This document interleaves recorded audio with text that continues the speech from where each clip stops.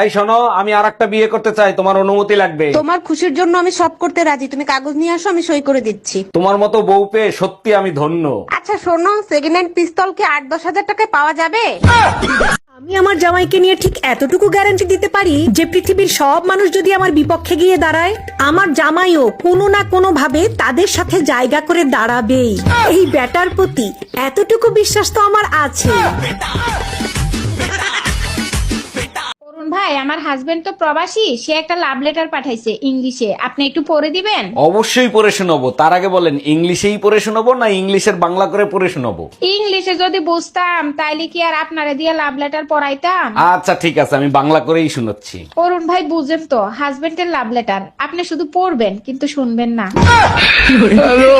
আজ আমাদের বাসর রাত, সারা রাত দুজন দুজনকে শুধু দেখবো। দেখার জন্য সারা জীবন পড়ে আছে, চলো অন্য কিছু করি। চোখ হলো বইয়ের মতো, যা পড়লে ভালোবাসা মজবুত থাকে। আর নিচে লাইব্রেরিতে যে আগুন লাগছে তার কি হবে? দুধ শেষ হয়ে গেছে তো। এ বাবা, মা, ও মা, আমার লিপস্টিক শেষ হয়ে গেছে, একটা কিনে দাও। যে খায় তাকে কিনে দিতে বল। বেবি, আজকের খাবারের মেনু কি? আজকের খাবারের মেনু 20।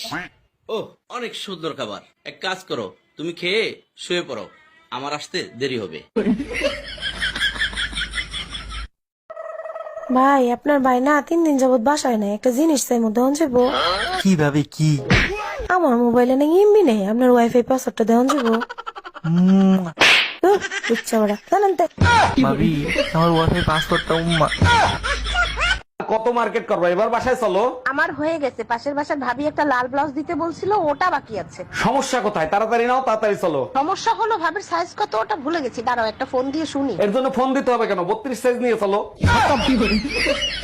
ভাই, তোমার ছেলে পরীক্ষায় কত নাম্বার নিয়ে আসছে তুমি জানো? আমার ছেলে যে ভালো নাম্বার আনতে পারে না, খুব ভালো করেই জানি। তুমি তো লেখাপড়া করাও না, তাহলে তুমি কি করে জানলাও ভালো নাম্বার আনতে পারে না? একবার পাশের বাড়ির ভাবির নাম্বার আনতে বলছিলাম, ও ভাইয়ের নাম্বার নিয়ে চলে এসেছে।